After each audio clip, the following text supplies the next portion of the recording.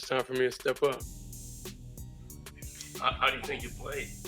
I don't think I played good. I don't think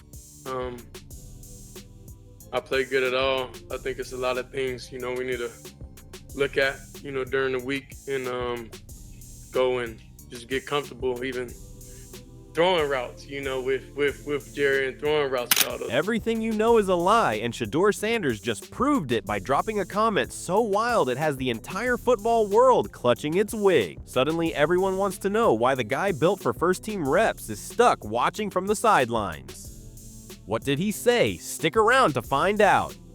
He's better than Dylan Gabriel right now. It's clear as day. If Shedeur Sanders had started from the start this year, they would have 3 or 4 more wins, and they would be the talk of the league. He's a 5th-round rookie who got thrown into a game. Okay. That wasn't a game plan for him. He did some good, he did some bad. He's a rookie who has had no action, and he's a 5th-rounder. What did y'all expect? The defense was lighting him up. He catch the ball, they sending everybody. So I'm not grading him, period. Let's give him a week of practice. Let's let him get a game plan. Yep.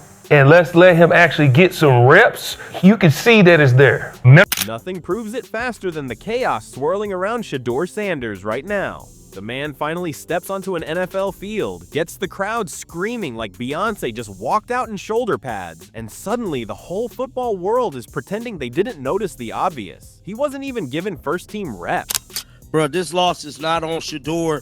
I don't care what the media gonna say tomorrow. This ain't on Shedeur. Kevin Stefanski did not have my dog prepared. He ain't had no first-team reps. I don't care about none of that. We gonna get to cooking next video, bro, because I really just want to bring y'all the content. The most I can ask for is opportunity. See, like that's an uncontrollable thing that I'm not able to control, and that's not, nothing I should speak on. Just being the quarterback of this team and this franchise, they gave me an opportunity. I ain't do up to my expectation and enough to get us a win, so I just got to take that one to the chin. You mentioned that you hadn't really thrown to Jerry and he's got the starting unit. Kevin alluded to that as well. How much of there was maybe like a rust factor or acclimation period with those pass catchers in that second half? I think you've seen it was just rough overall.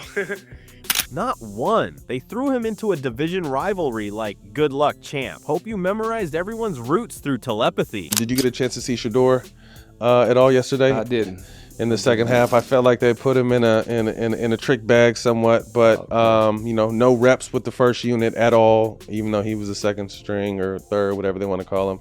Made some solid throws, made some mistakes, had some balls that his team should have, his guys should have caught, but I just think overall for him to be able to get out there, It's been real interesting over there. It's just like, it's almost like, you hate to say it, but I think the writing's on the walls. There's some weird energy over there with him not being able to get an opportunity to get on the field. But the wild part? Shedeur didn't walk in with the ego of a guy who's been practicing with starters all week. No, he came in with the humility of someone who just found out at halftime that he's about to lead an offense he's barely met. All right, I'm gonna tell you the truth that nobody else wants to tell you about Shedeur Sanders. If you want to keep believing a lie, click off this video. But if you want the real, keep watching and share it. Number one, Shedeur Sanders not getting first-team reps is not out of the normal in the National Football League. Ask anybody that played legitimate NFL snaps. Take this story from one of Justin Herbert's teammates. Remember, Justin Herbert entered his rookie season as a backup to Tyrod Taylor. He was a backup the entirety of the year. Right before the game, Tyrod Taylor got punctured in the lung by a doctor and Justin Herbert had to start. He went 20. Imagine being told 5 minutes before a job interview that you're actually the CEO. Now, congratulations. Here's the headset. Go beat the Ravens. And still, he marched out there ready to step up. That alone deserves a medal, or at least a snack. Yet instead of walking into a perfectly synced offense, he walked into a room full of strangers like he accidentally attended someone else's family reunion. No timing, no chemistry. He said he hadn't even thrown roots with the starters. I know everybody wants to talk about Shedeur Sanders, and they've waited for Shedeur Sanders, and they've wanted to see Shedeur Sanders. Well, you saw him, and what did you see? You saw a lot of bad, and you saw some good. And the reality is, it's an insult to the coaching staff to think that they're not playing him when he's better than the other guy. They know what they have in him. He has a long way to go. Look, you throw a kid in there in that situation, it's hard to go in there and win games and make plays, but he wasn't very good. I don't think I played good. Late in the game, he made a couple throws, but aside from that, he wasn't very good. That's like being asked to do karaoke with a band you've never heard before, and they're all playing in different keys. Of course it looked rough. Of course the timing was off. Of course the passes weren't sparkling rainbows of perfection. The man was basically speed running NFL learning mode. And the funniest part, the coaches even admitted he didn't get first team reps. Deion Sanders couldn't help but cry after Shedeur Sanders got his first taste of NFL action on Sunday. The 5th round pick made his debut against the Baltimore Ravens during the second half of the game following a concussion from Dillon Gabriel.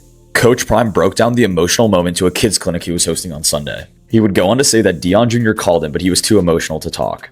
He said, quote, "I was in tears and he called me screaming. And then he said, 'Man, I'm crying right now. Leave me alone, leave me alone, leave me alone.'"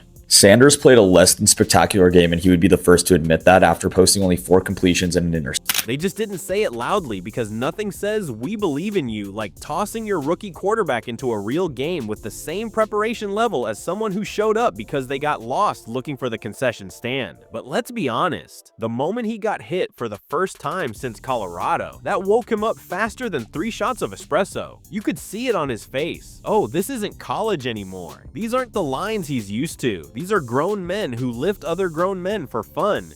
Was Shedeur Sanders good? No. Was Shedeur Sanders bad?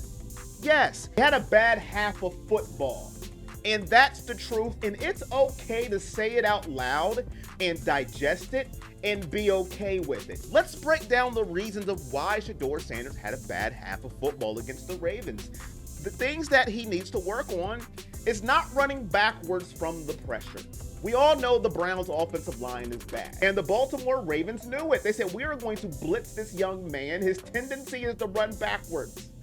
And he played right in. And yet, he liked it, thrived in the chaos like someone who just realized they're built for this level. And he's not wrong. He knows he's made for it. He didn't need a motivational speech or a hype video. All he needed was daylight, one real snap, one real drive, one moment to see how the NFL actually moves. That alone gave him more confidence than a whole week of scripted practice could have. So now who are we blaming? Is it Shedeur Sanders not looking prepared, or perhaps maybe the Browns not having him well enough prepared? I'm definitely blaming Kevin Stefanski and his offensive coordinator. What the hell is going on? You know what? Listen, you're the QB too. Shouldn't you have reps? Correct me if I'm wrong. Listen, we've watched a lot of quarterback play over the years. We've seen people inept. We understand limited skill level and stuff like that. What's rare to see is a quarterback that looked grossly ill-prepared to be on the football field. I'm talking. Meanwhile, the fans nearly levitated out of the stadium when he walked in. They were ready, the city was ready, everybody wearing that number 12 jersey was ready. But Shedeur, he's just trying not to stir the pot. He even felt bad that the love could make the starter uncomfortable. Imagine being so likable that your presence alone creates drama. That's a talent. And even after the loss, he took all of it on his chest. Didn't blame the lack of reps. Didn't blame timing, didn't blame the Ravens' defense looking like they were auditioning for the Avengers. He just said he didn't play up to his own expectations. 33, 1 touchdown, 1 interception. Nobody was irate about the fact that Justin Herbert didn't get first team reps all camp. No, because Justin Herbert went out there and played like a superstar, and ultimately by his talent has become one of the top quarterbacks in football. You can ask many people. Shedeur Sanders not getting first team reps is not out of the ordinary. I was a backup in the NFL, and I went against backups in the NFL. Backups don't get starter reps. They get backup reps. That's why they're backups. So that's accountability on a platinum level. NFL teams pay millions for that kind of mentality. But here's where things get interesting. Give this man a full week with first team reps, and suddenly the entire story shifts. He hinted, not arrogantly, that if he actually gets preparation designed for him, the offense can reach a completely different level. That wasn't bragging. That was a casual reminder that he's been operating on hard mode while everyone else is playing on beginner difficulty. Their hands. Shedeur Sanders not getting any practice reps with the ones for his entire time with the Cleveland Browns. Dillon Gabriel, the backup, still got first team reps during practice. So he has been ready for this moment. He has been prepped and prepared. Shedeur Sanders, on the other hand, throwing to equipment people, throwing to assistant coaches, throwing to the kid that won the raffle to be the ball boy for the week. but he's not getting any first-team reps. Heck, he wasn't even getting second-team and third-team. The best part, he's not discouraged, not shaken, not even slightly bent out of shape. He walked out of that game more excited than frustrated. Losing hurt him, sure, but not enough to dim that internal fire. If anything, it made him hungrier. And now the internet is melting down because the truth finally came out. Shedeur didn't get the reps he deserved, and he still held his own in a situation designed to swallow rookies whole. About schematically. Really, you complete the first couple of passes, and then after that, you can't find anybody. It made no sense to me. I found it to be very, very suspicious. That's not to big up Shedeur Sanders by any way. All right, he's got a lot to prove, and but also what alarmed me is that you're Kevin Stefanski, and you know that Dillon Gabriel is in concussion protocol, and you automatically declare him as a starter next week. Why would you do that? You know, he said he'd be there next week. He's our guy. That's what he said after the game. Why? You don't know. Give him preparation, familiarity, chemistry, and he's taking the whole offense somewhere completely different. So now the question everyone's afraid to ask, what happens when they finally give him those first-team reps? Like, comment and subscribe, because if this saga keeps escalating, you're going to want front row seats.